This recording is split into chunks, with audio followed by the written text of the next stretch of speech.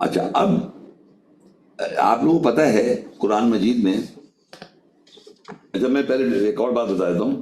اسی روم کے اندر میں آپ کو یہ بتانا چاہوں گا کہ جو لوگ یہاں آئے ہیں روم میں اور گروپ میں ہیں، ان کو کچھ اپنے اینڈ پہ کیا کرنا ہے. جیسے آپ رہتے ہیں، کوئی صاحب انڈیا میں رہتے ہیں، کوئی کہیں بھی رہ رہا ہے، تو اس کو کرنا یہ چاہیے اگر اس کے پاس اتنے پیسے ہیں. دیکھیے میں پھر بتا رہا ہوں، کچھ بیچارے ایسے بھی لوگ ہیں جو ان کے پاس فائننس نہیں ہے، ان کو میں نہیں کہہ رہا ہوں. جن کے پاس پیسے ہیں وہ ان کی لیے بات ہو رہی ہے. وہ کیا کریں گے، اپنے اینڈ پہ اپنے گھر میں سارے لیکچر اتاریں گے.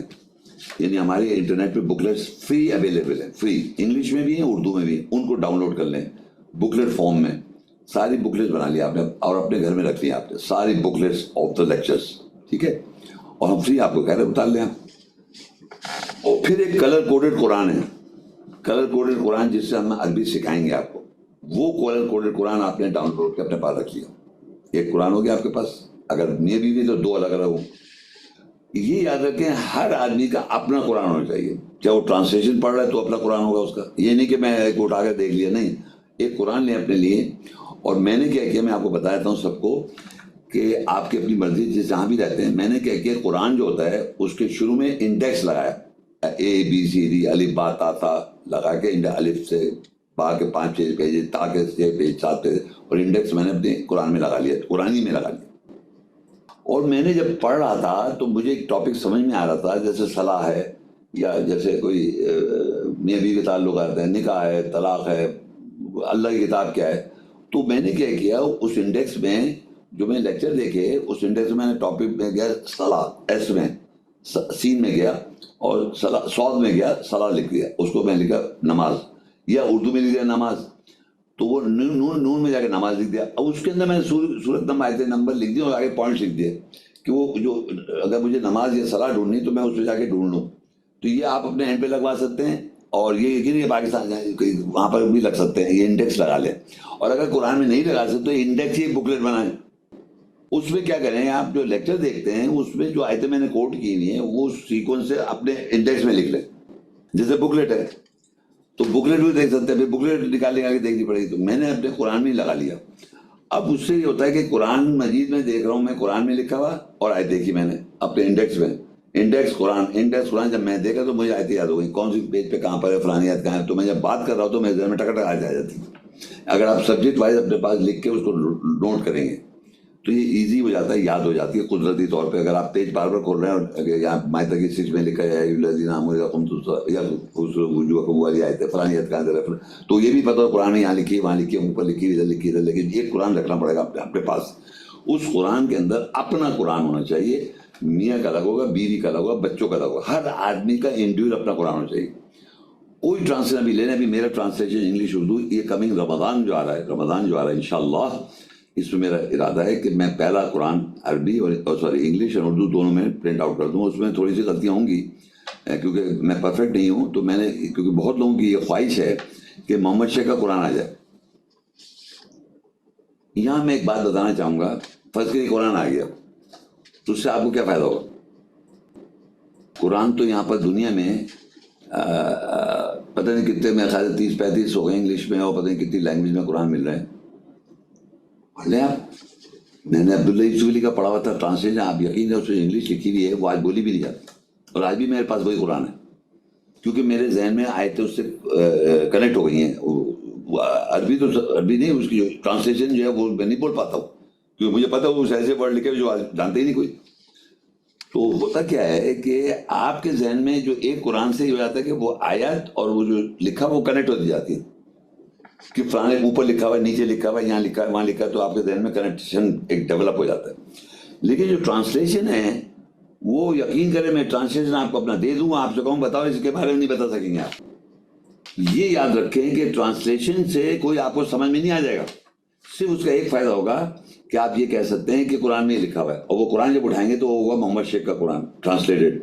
جیسے معاشرے میں اگر کوئی میری بکلیٹ سے آپ بتائیں گے، کہیں گے یار یہ تو یہ پتہ نہیں کہاں سے محمد شیخ پتہ کیا بتا رہا ہے. اب ایک مارکیٹ میں قرآن دنیا میں بہت سارے پرانی زبان کے بھی ہیں، آج کی زبان کے اندر بھی ہیں، آگے انگلش اردو میں ہیں. تو وہ ٹرانسلیشن قرآن سمجھ میں نہیں آتا، وہ اللہ پڑھاتا ہے ٹرانسلیشن پہ آپ زور دے رہے ہیں دنیا شیخ صاحب کا ٹرانسلیشن لگ رہا ہے میں نے اس طرح آیتیں بول دی معاشرے میں کہ وہ لوگ سمجھ میں آ گئی. وہ کہی جائے تو تسان سمجھ میں آ گئی, پتہ نہیں شیخ کے ٹرانسلیشن میں کوئی بات ہو. نو, اٹ از دا اسپرٹ. وہ جو روح اللہ نے مجھے دی ہے اس کو میں نے ایسے بولا کہ آپ کو سمجھ میں آ گیا. تو آپ سمجھ میں یا ٹرانسلیشن محمد شیخ کا مجھے تو ہم سمجھ جائیں گے, آپ نہیں سمجھ سکتے. اگر آپ سمجھنے والے ہوتے تو آج میں نے عبداللہ یوسف علی کا پڑھا, اس کی جو انگلش ہے وہ میرے 50 الفاظ سمجھ میں آج بھی نہیں آتے.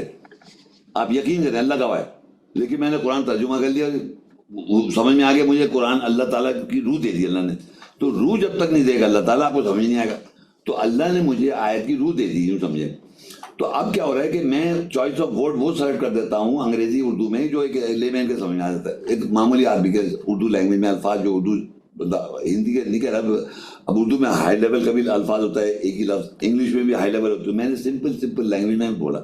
اور اگر آپ کو ٹرانسلیشن سلیکٹ کرنا ہے پڑھنے کے لیے, جب تک میرا ٹرانسلیشن نہ آئے تو آپ وہ سلیکٹ کریں جو آسان ہو, یعنی کرنٹ لینگویج میں ہو. کیونکہ لینگویج جو ہوتی ہے آہستہ آہستہ چینج ہوتی جاتی ہے. لینگویج کا ایک رول ہے کہ by the passage of time وہ چینج ہو جاتی ہے. تو اب کیا ہوا, اگر آپ نے فرض کریے لے لیا, جیسے میں نے عبداللہ یوسف اٹھایا, وہ انگریزی کو بولتے ہی نہیں.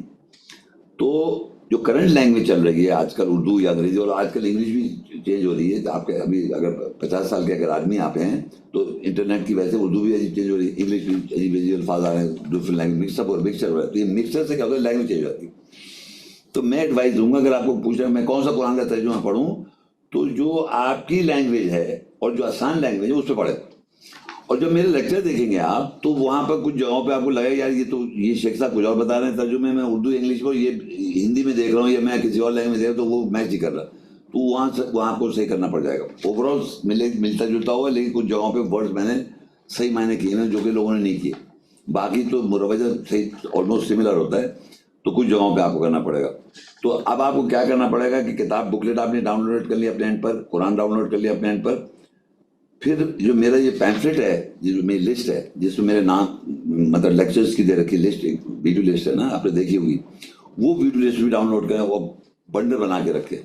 اور جہاں بھی آفس میں جائیں, جہاں بھی آپ جائیں, آپ کے بیگ میں ہونا چاہیے قرآن, اپنا قرآن ٹرانسلیٹ جو بھی ٹرانسلیٹ پڑھتے ہیں وہ, اور لسٹ. جہاں بھی جائیں, میں پریکٹیکل آدمی ہوں, میں نے زندگی بھر یہ کیا. جب بھی میں جاتا ہوں دعوت میں, شادی میں, کہیں بھی جاتا ہوں تو میں قرآن لے کے جاتا ہوں, گاڑی میں رکھ دیتا ہوں. اور یہ جو پیمفلیٹس ہیں وہاں بانٹ دی میں نے. بات نہیں کرنی آپ نے بس یہ کہنا ہے کہ آدمی محمد شیخ, آپ اس کو دیکھیں اور پھر مجھے بتائیں. یہ جو بولنا ہے نا, یہ آپ کو سکھانا ہے. ہمارے جب کورس میں آئیں گے تو ہم آپ کو بتائیں کس طرح بات کرنے کا طریقہ ہے اور کب بولنا ہے. کیونکہ بات تو بہت لوگ بول رہے ہیں میرے بارے میں, بتا رہے ہیں, آیتیں کوٹ کر رہے ہیں. محمد شیخ کا نام بھی لیتے ہیں, وہ آیتیں کوٹ کر دیتے ہیں اور میرے سے کانٹیکٹ میں نہیں ہے. تو یہ سمجھے